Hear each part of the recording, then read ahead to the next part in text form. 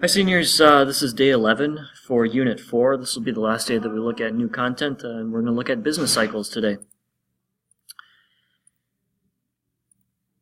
The do now, I've put a key up on Schoology. You can check that out and compare your answers. Again, a lot of these problems are similar to what you'll find on the test, so if you feel good about them, you should be sitting pretty well. See me for additional support, clarification with any of them.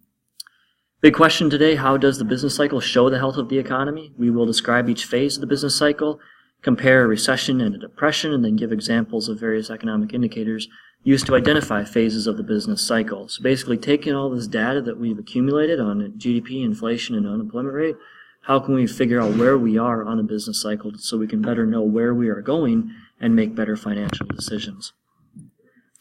This is the last topic for our last standard, and our test will be on Wednesday, May 16th. This is the last set of key terms. If you bring all of your note cards, all of your key terms, it's about 90 of them, bring them to our Unit 4 test. You can get extra credit, and that'll be part of the 4.0 option. So again, we're taking these indicators and we're trying to figure out where are we at on the business cycle. The business cycles, those recurring periods of growth and decline in economic activity. Over the long term, we want to see GDP increasing, and so every quarter we are always anxious to see what are these fluctuations so that we can better understand where we are in these ups and these downs. And again, this graphic illustrates the mood of the economy, of people in the various points of the business cycle. In the economy, during a recession, people lose their jobs. Times are tough. During recovery or expansion, people have jobs, businesses are spending, and it goes down and back up. What goes down must come up.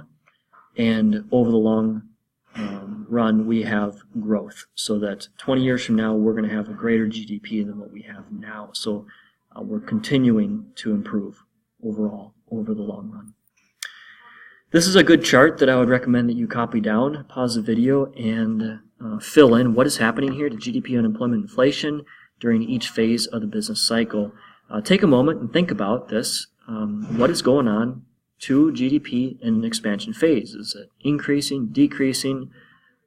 So again, pause the video and fill out all of this, and then I'll go over it. All right, during an expansion, GDP is going to be increasing. The economy gets larger, unemployment goes down as more workers are required to produce more for the increasing GDP, and as a result, inflation is going to gradually go up as well as more workers are working and having money. Eventually we'll get to that peak, GDP stops increasing, unemployment stops decreasing, we get to the bottom, and inflation will stop increasing as well. A contraction will be just the opposite of an expansion, and then a trough is going to be the bottom of the business cycle, where GDP stops decreasing, starts increasing, unemployment stops increasing and starts decreasing. Inflation as well stops decreasing. So throughout all of this, we perceive growth as positive, right, with the expansion, the peak phase. But remember, there's always something creeping up behind us. And that thing that's creeping up behind us is inflation, creeping inflation, right? That's the type of inflation that we like. It's slow and steady. It maintains a stable economy. Now, a recession versus a depression. Recession, by definition, is a decline in activity for 2 consecutive quarters, so that's for 6 months, versus a depression is a prolonged and severe economic contraction, especially high unemployment rates and low GDP growth. There's no set definition for when a recession becomes a depression. We've only had one depression in U.S. history versus several recessions. Here's an example of some of those recessions and how long that they lasted. Notice that in 2007, 2009, 10 years ago, we had one that lasted 18 months, and our GDP had a negative 3.7% output during that time versus the target 2 to 3% growth rate that we like. Here's another look at historical trends of GDP growth per year, and notice going back to the 1930s when we had the Great Depression, we had severe economic decline with GDP around negative 12%, and then the New Deal policies resulted in positive GDP growth. World War II resulted in positive GDP growth. Right after World War II, we had that transition from wartime to peacetime economy, and then we've had positive GDP growth with a few recessions every few years ever since then. Each of these gray bars represents a recession or a contraction in the economy. And so can we predict the business cycle? Economists are looking at these different economic indicators, trying to figure out where are we at and where are we going?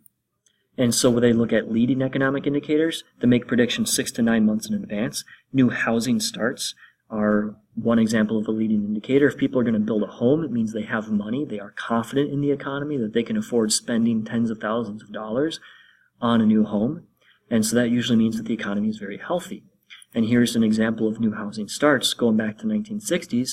This would be about 1 million new housing permits, and you can see the ups and the downs. And these gray lines, again, represent the recessions.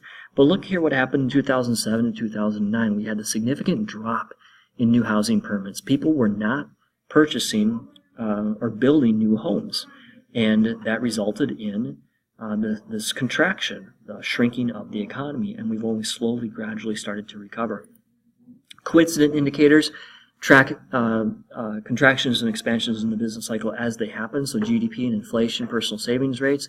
If people are increasing their savings, maybe they're hesitant about the future, they're not confident, it could tell us that we are entering into a contraction or a trough.